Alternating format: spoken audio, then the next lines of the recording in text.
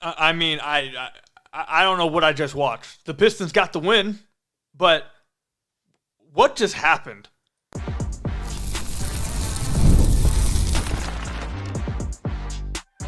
You are Locked On Pistons, your daily Detroit Pistons podcast, part of the Locked On Podcast Network, your team every day. What's the deal? Welcome back to another episode of the Locked On Pistons podcast. Per usual, I am your host, Kuka Hill. You can find me over on Twitter at Kuka Hill. I want to thank you guys for making Locked On Pistons your first listen of every single day. We're free and available on all your podcast platforms. If you haven't already, head to the YouTube channel at Locked On Pistons. Hit that subscribe button or leave us a 5-star review, whatever podcast platform you're listening to this on. Make sure you guys head over to LockedOnDaily.com to subscribe to the Locked On Pistons Daily newsletter. Type in your email and you'll get a Locked On Pistons Daily newsletter with your Locked On Pistons Daily podcast. And today's episode is brought to you by FanDuel. You can start the season with a big return on FanDuel. New customers can place a $5 bet and you'll get started with $150 in bonus bets if you win your first $5 bet. Visit FanDuel.com to get started today. Okay, so look. This is what I want to make sure we do. I'm sorry for that noise. I had to move my mic just a little bit. This is what we have to do. We absolutely have to do this. The Pistons won. First and foremost. The Detroit Pistons won this game. They are 1-0 in cup play. 1-0 in the in-season tournament. Last year they were 0-4. The first game they got a win. And at the end of the day, they got this win. So we're going to get into some quite negative things. We're going to get to the game. But at the end of the day, I do want to make it clear. They won the game, which is all that matters. They just won their first in-season tournament after not winning any last year. And any other Detroit Piston team over the last few years would have lost this game. They would not have maintained whatever level of cool they had. They would not have stayed within this game and given themselves a chance to still win this game. So there is progress being made. They got the win. They made progress in the in-season tourney already. This first game, they get their win. So I understand we're about to get into some crazy stuff, but I want everyone to still remember they got the win, and that's what matters. They got the win still. Okay? With that being said, I don't know what the hell I just witnessed. The Pistons tried their hardest to throw away a game they had absolutely no business even winning this game by 5. They should have won this game by 8+. There's no reason on God's green earth that this game should have been close. The Detroit Pistons beat the Miami Heat 123-121. I probably should have led with that. After going to overtime, they had the lead by 9 in the fourth quarter. What was the exact time when they're lead with 9? Where is it? So they were up by 9 with 2 minutes left, everybody. 2 minutes left. They are up by 9 points. And the Heat forced overtime. They had a chance to win the game. The Heat had a chance to win the game at the end of the fourth quarter. They were up by 9 with 2 minutes left. The Pistons cannot continue to put themselves in this situation. Again, they did win, but they keep finding themselves in these situations at the end of games and making life harder on them. And putting themselves in a situation where a loose ball here, a loose ball there could lose you the game. A bad call here, a bad call there could lose you a game. You don't want to keep putting yourself in these positions. So I just want to go through how the Pistons' possessions went after the 4-minute mark of the fourth quarter, okay? At the 4-minute mark, Jalen Ivey dunks the ball. They go up by 11. The next possession, Cade hits a turnaround jump shot. They're up by 10. The following possession, Cade misses a floater. Offensive rebound. Then Tobias turns the ball over. So that's the first turnover, okay? Keep up with me here. That happened at the 2-minute and 30-minute mark. So Tobias turns the ball over on that possession. The following possession, Beasley misses a finger roll layup. Isaiah Stewart tips it in for a dunk. The Pistons go back up by 9 with 2 minutes left. They should still close this game out. Despite that turnover by Tobias, you can have a turnover here and there. But up 9 with 2 minutes left, you should end it right there. Next offensive possession, turnover by Jalen Ivey. Next offensive possession, end a shot clock shot by Tobias Harris. Next offensive possession, turnover from Malik Beasley. Next offensive possession, turnover from Cade Cunningham. You got overtime. So that's four straight. That is 4 straight possessions to end the game. Stu put you up 9 with 2 minutes left. And on 4 straight possessions, you had an Ivy turnover, you basically had a Tobias turnover, or a team turnover, let's call it, because it was an end of shot clock shot. Then you had a Beasley turnover, and then you had a Cade turnover. That was their last 4 possessions of the game, of the fourth quarter. Last 4 possessions. And what happened on those 4 possessions? Tyler Herro step back 3, Tyler Herro pull up 3, Tyler Herro pull up 3. 3 straight possessions, Tyler Herro hit with a pull up 3.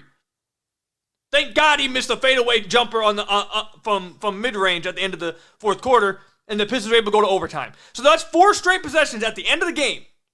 Cade had one, Ivy had one, Malik Beasley had one, and the team in general had one on that Tobias scoring possession. Pistons should have never been there. All you need to do is score on one of those possessions. You just score one. Score a 2-pointer, get a layup, get a free throw. Anything like that, you close this game out in the fourth quarter. And also, you cannot let Tyler Herro go off like that. You're up by 9. You can't let him get 3 pull-up shots off. After the first one, I probably would have started double-teaming him. At this point, he already had like 28 points. He ended the game with 40. So I would have been doubling him at that point. After he hit the first pull-up 3, we are trapping every on-ball screen. Every on-ball screen, like the Heat were doing after the 2-minute mark of this fourth quarter, because that's what the Heat started doing. They started trapping Cade. Cade got the ball out of his hands, and then his teammates started throwing the ball up at the end of the fourth. We'll get to Cade in a minute, don't worry. But at the end of the fourth quarter, those 3 possessions came from Cade getting trapped, giving the ball up, and his teammates fumbling a 4-on-3 opportunity. That's what the Pistons should have been doing to Tyler Herro. He should have been getting trapped on every single on-ball screen after he hit the first step-back 3 and cut the lead to 6. Definitely after the second one. The second one was an absurd 3 he hit. He hit some crazy shots, but after he hit the second one and gets up to 35 points scored, you need to be trapping every on-ball screen with him and force anyone else to hit a shot. And if you give up a 2, you give up a 2. You're still up by 1 or 3. You know what I'm saying? You cannot let him continue to get 3-point looks off. So that's how they end the fourth off. Bad offensive play, turnovers, and allowing Tyler Herro to go off and not trapping him. Okay, I don't agree with that decision from JB. Then overtime starts. This is how overtime starts. Literally the first 5 seconds, the Pistons get a turnover. Malik Beasley turns the ball over, okay? That's 1. Next possession, Cade Cunningham turns the ball over. That's another one. That's 2. The next offensive possession, I believe this one, so the first Cade turnover, I believe, was him trying to kick out to Jane Ivey on the right wing. They came down, the Heat that is, came down, played really hard at the nail, swiped down, doubled him. He tried to kick it out to Ivy at the 3, which was a good read, but made a lazy pass. He probably was fouled. Do I think he was fouled on a lot of these? Probably. But at this point, you have to fight through that. You have to fight through that, and you have to be able to make this pass. You have to be stronger with the ball. You can't keep turning the ball over. So, right read, bad execution. Terrible. He needs to find a way to make that pass happen, be stronger with the ball. Despite, if you're getting fouled, can't be an excuse. You have to make that pass. So that's the first turnover. The second turnover, I believe, was him trying to drive into the paint. Defense collapse. He tries to drive in, make something happen, get the ball fumbles, turns the ball over. So that's 2 straight turnovers now by Cade. So 3 straight total by Beasley, or by the team. First one by Beasley. The next 2 by Cade. So then Highsmith makes a bucket. For the Heat, the Pistons going down by 2. Cade then responds by coming down and hitting an and 1 jumper. Pistons go back up by 1. Cade makes the shot, and then he makes the free throw. Pistons go up by 1. Bam Adebayo gets an and 1 next. Then Cade comes back down, draws free throws, hits 2 free throws. So then the Pistons are back in a tie game. The Pistons force a block. Jalen Duren blocks Tyler Herro at the rim the next defensive possession. With 2 minutes and 30 seconds left in overtime, they are pushing in transition. Cade slows it down. He brings it back out. He drives to the rim, tries to make another pass. This time, Jaden Ivey's at the top of the key. Cade's driving down the right side. They trap him. Cade throws it back to Jaden Ivey at the top of the key. Jaden Ivey slips. I thought he got hurt. It did not look good, but he's all right. But he slipped. Bad fall. Turns into an easy layup for the Miami Heat. Cade chases down Tyler Herro, blocks him, but then Duncan Robinson gets the putback layup. So now the Pistons down by 2. And in the first 3 minutes of this overtime, they have 4 turnovers. Before the 2-minute mark in the fourth quarter, I believe they had 9 turnovers total. They've had 6 sets. 6! So 4 turnovers in the first 2 minutes and 35 seconds of overtime? That's unacceptable. You just can't be doing that. So then you get an Ivy missed floater. Duren gets fouled, misses both free throws. I'll say this. I will say this for the Detroit Pistons. Their offense was fumbling. Their offense was fumbling the ball over the place. But they maintained their effort on defense. Because if they did not maintain their level of defense, they would have gotten blown out in this overtime. But they kept forcing turnovers, they kept forcing tough shots. Duren came up with a clutch block. They were forcing tough shots and were able to get the ball back to their offense. So give them credit for that end. They were fumbling on offense, 100%, but their defense kept them in a game they had no business losing, ended up getting to a point where they were about to lose, and stayed within the game. The Heat go up by 3.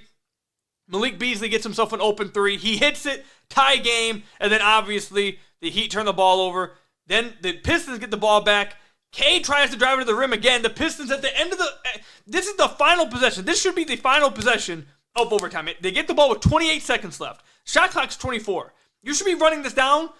It won't be the last shot, but it should be damn near like 4 seconds left on the shot clock. 5 seconds left on the shot clock. You should be running this down as far as you possibly can. Pistons inbound the ball with 28 seconds left. They rush into their action instantly. They immediately start running into their action. I don't understand why they did it. Cade ends up turning the ball over at 17 seconds left, tries to drive in through 3 people. We'll discuss more about his turnovers in a second, but he turns the ball over. It turns into a jump ball. He loses the jump ball to Bam Adebayo, even though Bam was pulling his arm down on it. That's whatever. Tyler Herro ends up giving the Heat the lead with 2 seconds left, up by 2.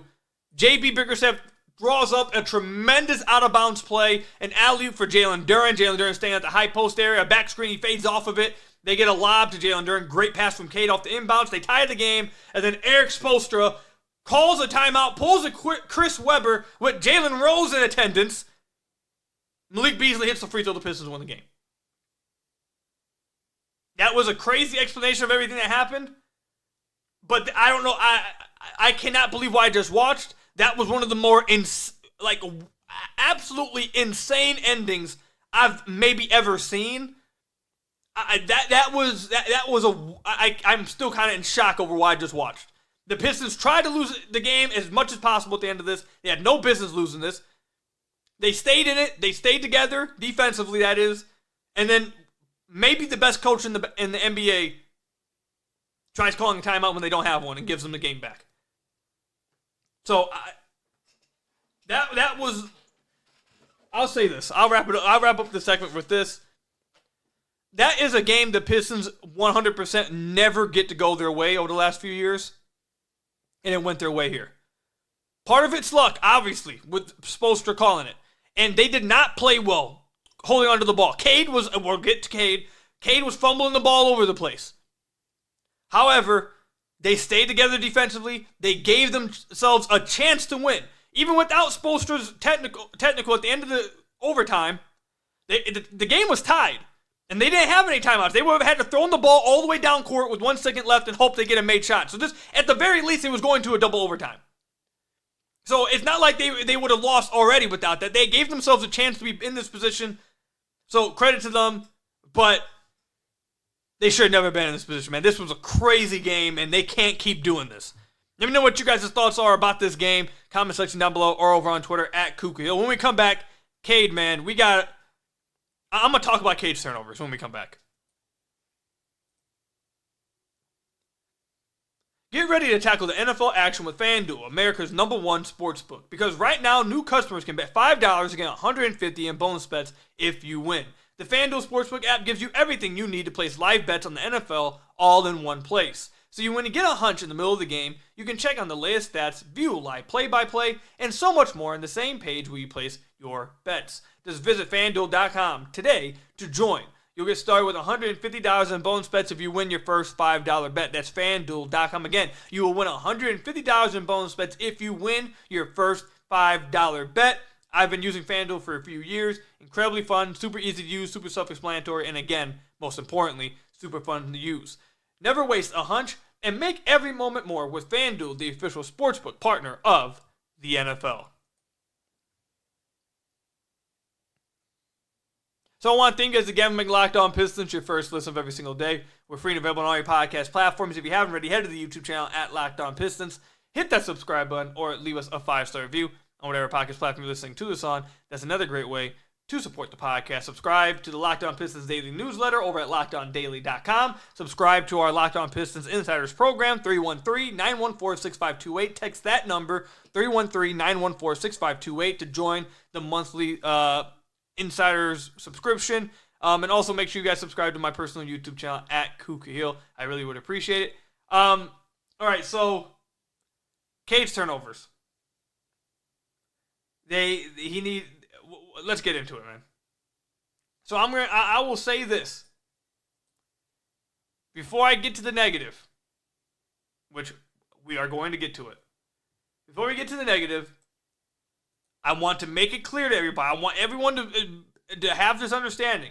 The Pistons still won this game. Okay, so I understand it. I completely get how bad the ending was.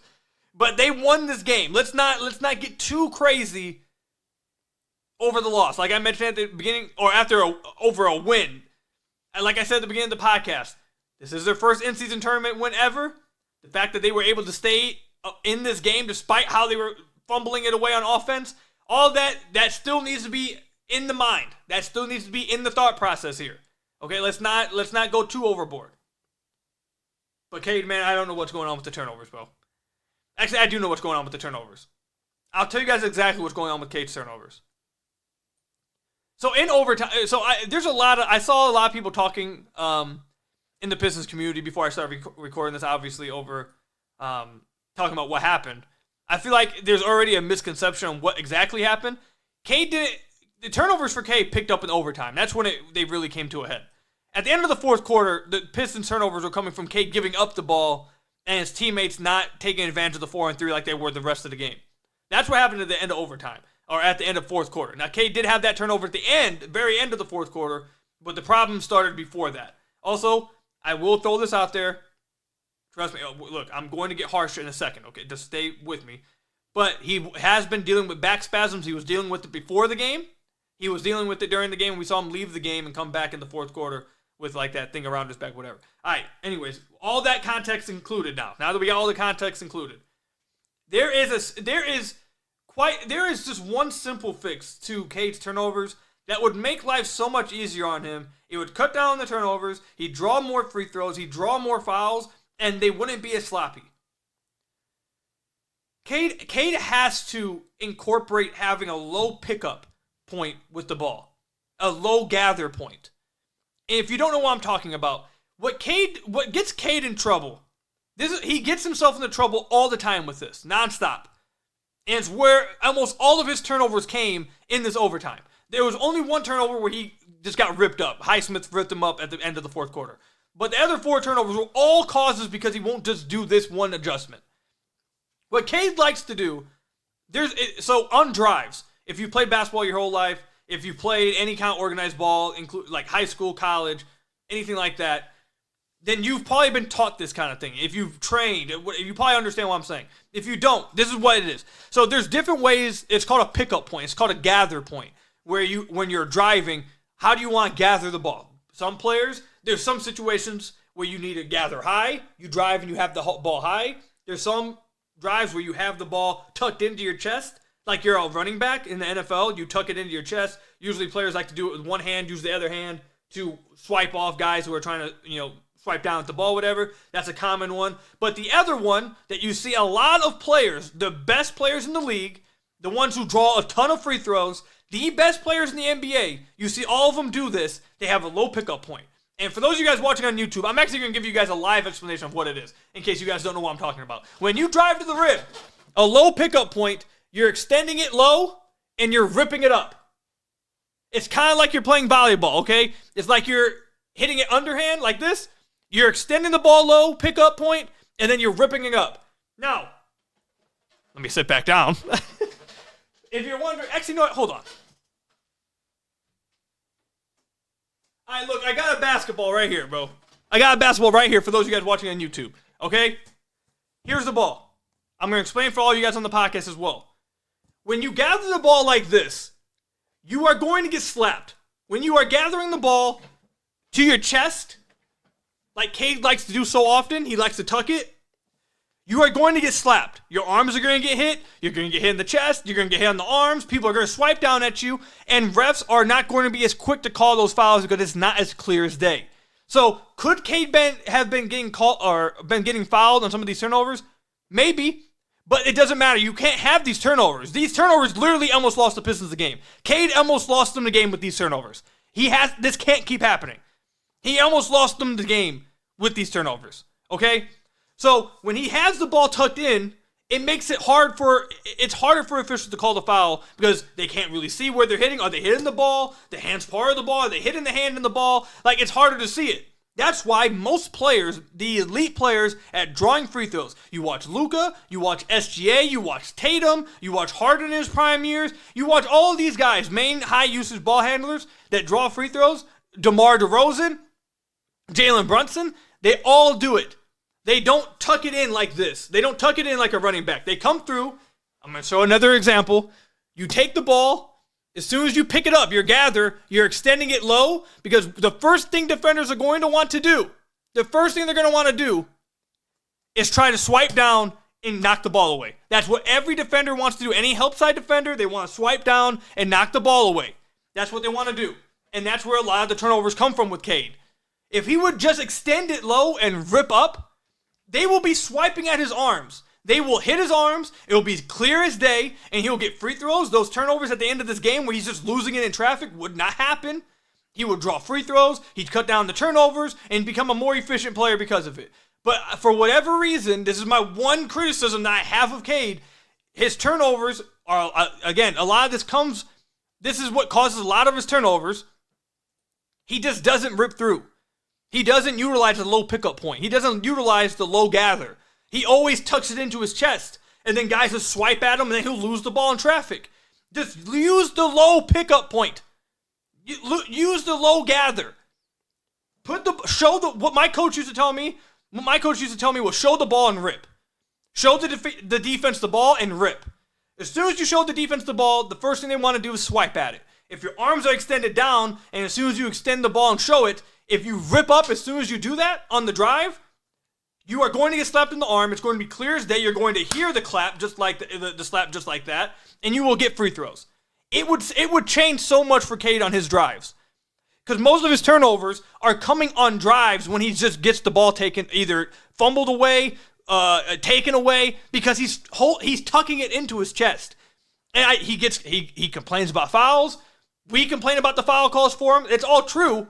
But you're not going to get the call from the refs as often when you have that kind of gather because they're not going to. It's harder for them to see the foul, and they're going to just give the benefit of the doubt to the defense if you're not a high respected player in the NBA. That's just how it's going to happen.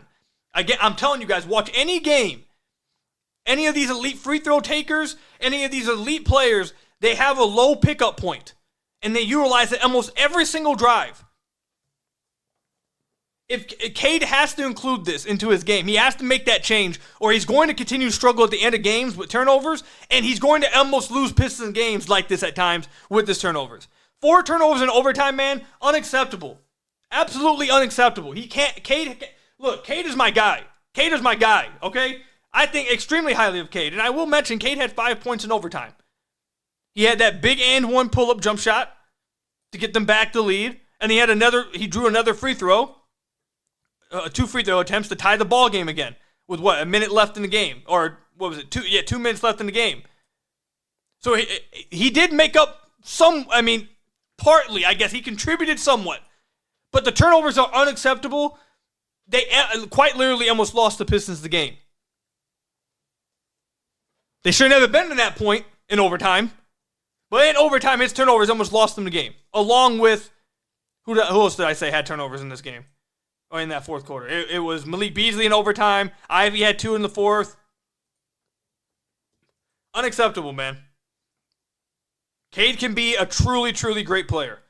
And he was having a great game until this point. He only had 3 turnovers entering the fourth. And then he just picked up 4.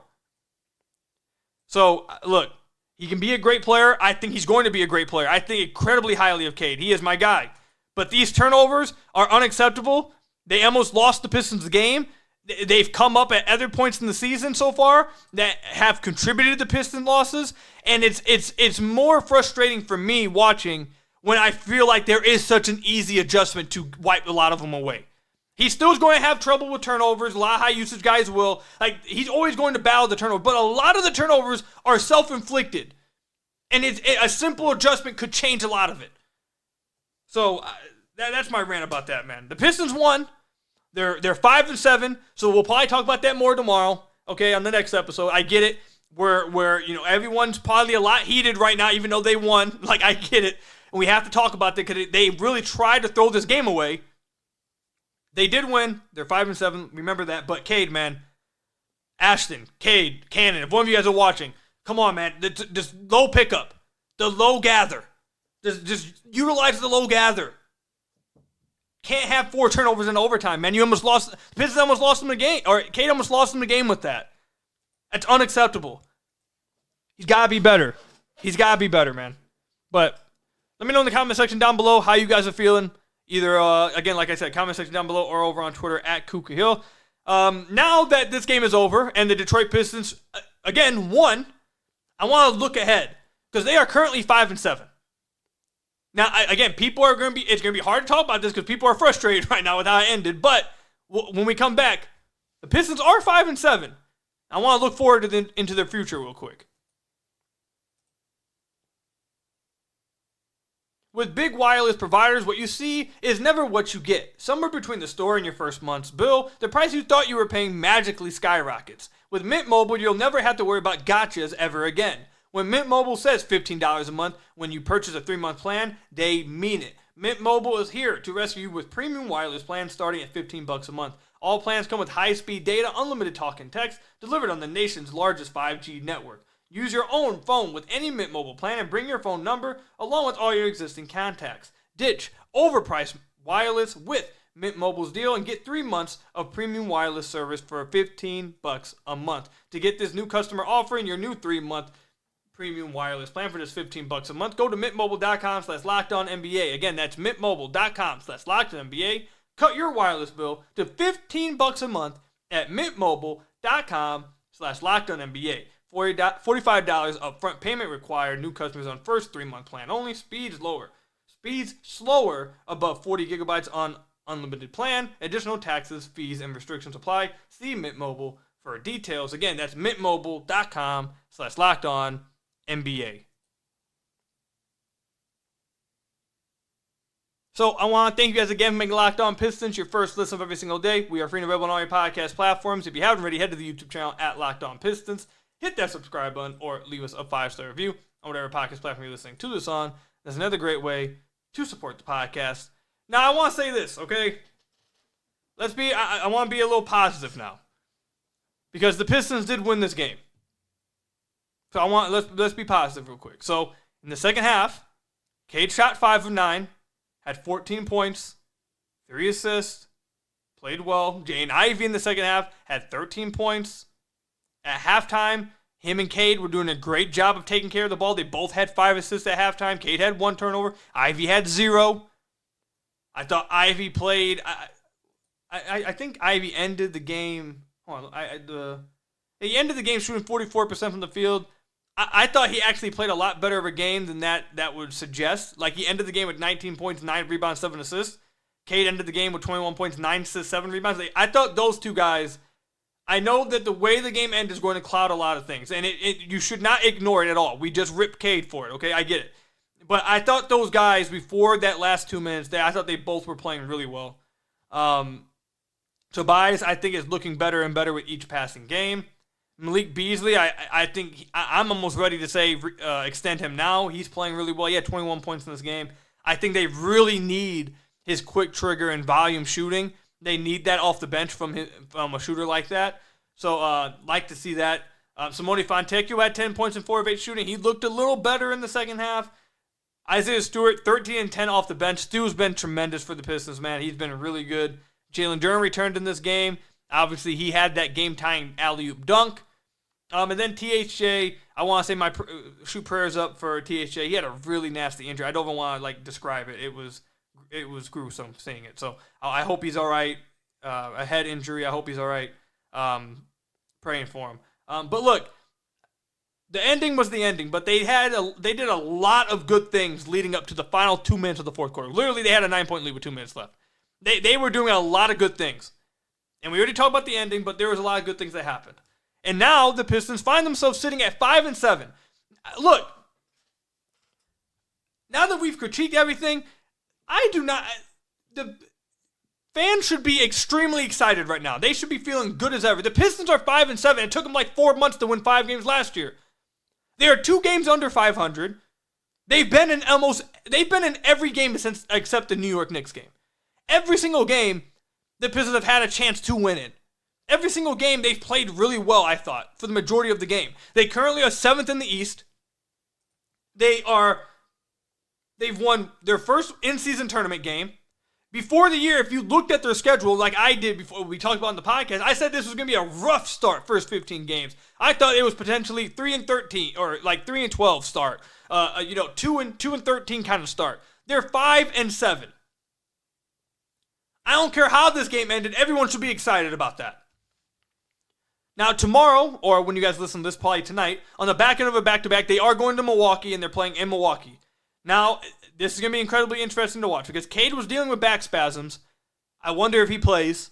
THJ, I don't think he's going to play with what happened with him. Duren just got back from an injury. I wonder, he'll probably play, but it's still something to watch. Along with that, Dame is also dealing with a concussion on Milwaukee's side, so he probably is not playing either.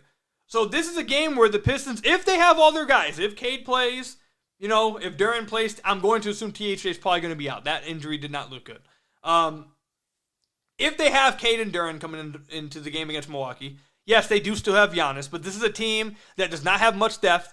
They don't have a lot, great players outside of those two guys. They've seen a lot of regression from their role players, and this is a team that's struggling. So without Dame, this is another opportunity, if they have Cade and Duren, to get another win and keep stacking them. And then after the Bucks, you've got the Raptors, Wizards, Bulls, Hornets, Magic, Raptors. After the Raptors game, then you got the Grizzlies, Pacers. Like this is a really important stretch for the Detroit Pistons. They're at 5-7. I think they've 100% passed the test through the first 12 games. I think this is about as good as anyone could have expected them to be before the year. Not winning the games, not in hindsight, but before the year, 5-7. I think that would have been accepted by a lot of people. They have a really good chance here, I think, to get above 500 by the end of this upcoming stretch. By the end of November, I think they have a chance to be above 500, or at least at 500. I really like how they've been playing. They've been playing, again, outside the last 2 minutes in overtime. They played this Miami Heat team really well, clamping them down. They are looking good. You should feel good about this team. You should feel good about this team and where they're developing, where they're progressing, and that the fact that they were able to win a game like this.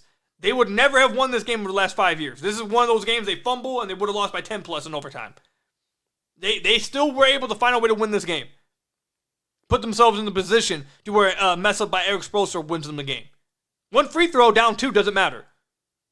One free throw when you convert on your out-of-bounds play, that matters. So be happy about where this team's at. They have a chance over the next few games to really try to get this season going. It is a road game, or a road streak here. You got 1, 2, 3 straight road games. Come back home, and then you go again 1, 2 Hornets in Charlotte and Orlando. Then you come back home against the Raptors. Then you go another road trip, Memphis and Indiana. So they're on the road quite a bit this month. But I think a lot of these games should be winnable for the Pistons. They should consider a lot of these games winnable with how they've been playing. Feel good about this team, guys. Feel good. Be excited. Be happy about this. I know how the end of the game went, but they won. And they're 5-7. They're 7th in the Eastern Conference. They got an in-season tourney win. Their guys are playing well. They look like a different team. Be excited. This should be a fun month for you guys. So that's all I've got for you guys today.